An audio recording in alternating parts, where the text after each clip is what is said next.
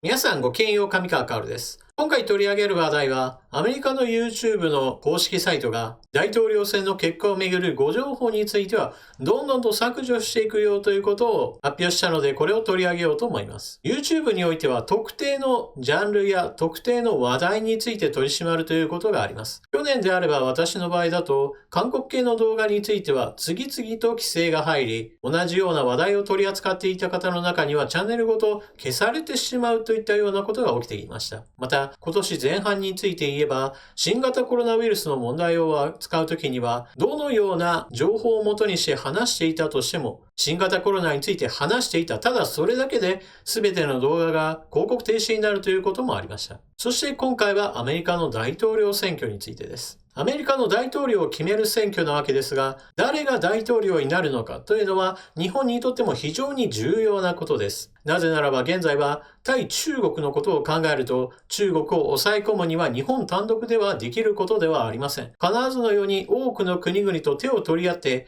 対中包囲網というものを政治、経済、軍事といったそれぞれのレベルにおいて適切なレベルで取り扱っていかなければならない非常に難しい時代に入っているからです。その中においてアメリカは何といっても中核となるべき国であることは間違いなく、トランプ大統領の進めてきた中国の不当な競争力についてこれを打破し、先端分野における彼らが世界市場を取ろうとしている野望について打ち砕かんとする動きについても、これが継続されるのか、止まってしまうのか、さらに言うと後戻りしてしまうのかという点については、明らかに日本にとっても大きな影響があります。そうした意味でアメリカの大統領が誰になるのかというのはまさに日本人にとっても大きな関心事なのです。このように非常に重要な話題なわけですが、YouTube の公式サイトがどのようなことを発表したか見ていきましょう。それではニュースをどうぞ。アメリカ大統領選結果めぐる誤情報削除へ YouTube が対策強化。動画投稿サイト YouTube は9日、アメリカ大統領選で広範な不正が行われ、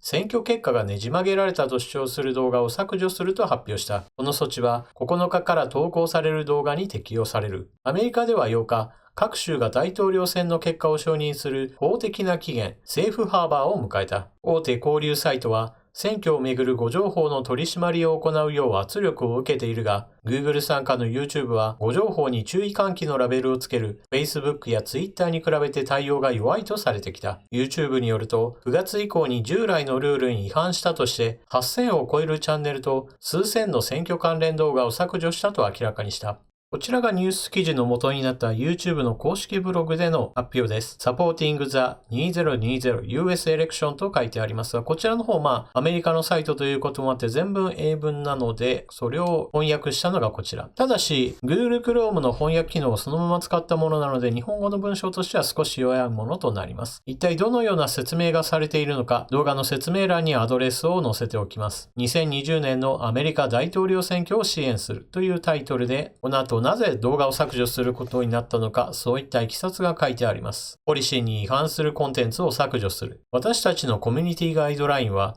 スパム、詐欺、または他の操作メディア、および暴力に努めるすべてのコンテンツを禁止しています。9月以降、既存のポリシーに違反したとして、8000を超えるチャンネルと数千の有害で誤解を招く選挙関連の動画を終了しました。削除された動画の 77% が100回再生される前に削除されました。また、削除されたものと許可されたものの間の線が正しい場所に描画されるように努めています。我々のポリシーでは、投票する場所と方法について誤解を招く主張者を禁止しています。また、広範囲にわたる詐欺やエラーが歴史的な米国大統領選挙の結果を変えたと主張するコンテンツも禁止します。しかし、場合によっては、選挙当局が開票に取り組んだため、現在の選挙の開票の結果、またはプロセスについて物議を醸す見解を認めることを意味しました。と、このように今回の件について説明されています。この後もさらに文章は続いていくので、全文が読みたい方はぜひとも動画説明欄のアドレスから飛んでいってください。アメリカの YouTube ではこのように大統領選挙に関連しての動画の取り扱いがお知らせがされているわけですが、では日本ではどうなっていくのかというのも見てみましょう。こちらは日本版の YouTube 公式ブログです。その最新のタイトルは2020年を動画で振り返ろう。国内トップトレンド動画ランキングを発表という具合にして今年注目された動画というものが特集されています。今のところこの公式ブログを見る限りはアメリカと同様の大統領選挙に関連する動画を削除するといったお知らせは出ていないようです。ただしアメリカで規制が始まっているのに、日本版だけずっと規制されないということはないでしょう。おそらくアメリカから始まって日本においても同じような措置を取るのではないかと思われます。今回のニュースのポイントは何といっても、誤情報の動画については削除すると宣言したことです。一体それの何がポイントかといえば、この誤情報というのを一体どのようにして判定するかというのが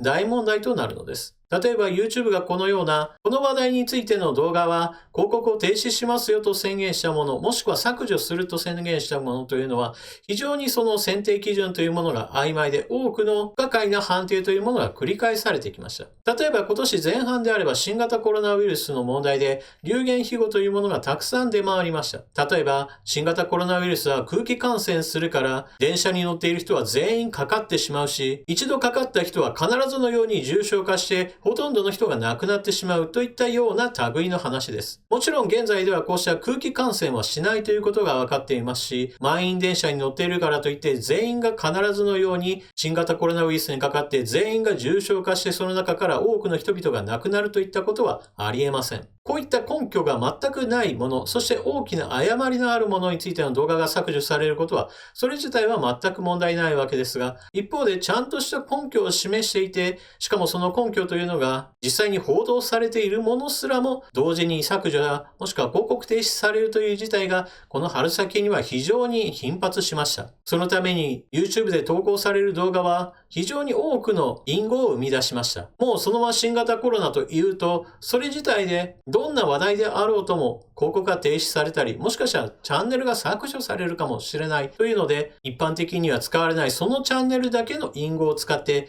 この話題について言ってるんだなというのを暗黙の了解でみんなが感じるといったような、むしろ非常に不健全な動画というものが流行るようになってしまいました。例えば私の場合であれば、私の動画では必ず著作権法に定められた引用の要件というものを守るようにしています。一体どこの記事を引用しているのかを明記し、それがいつ書かれたものか、それが一体どこで発表されたのか、アドレスを明記するといった要件です。そしてどこから引っ張ってくるかについても基本的には個人発表なものではないし、一般的なニュースサイトで記事を探してきたりするものです。しかし春先においてはそのような記事を引用して喋ったとしても、新型コロナウイルスという言葉を使ったり、もしくは COVID-19 という言葉や表記をするだけで、どんな話題をしていようとも一律で全員の広告が停止されるといったような事態が起こっていたのです。今回の誤情報についても削除するというのは、誤情報であるということが確かなものであれば、それは削除してよいでしょうが、問題なのは誤情報ではない、まだまだ真偽不明、真偽が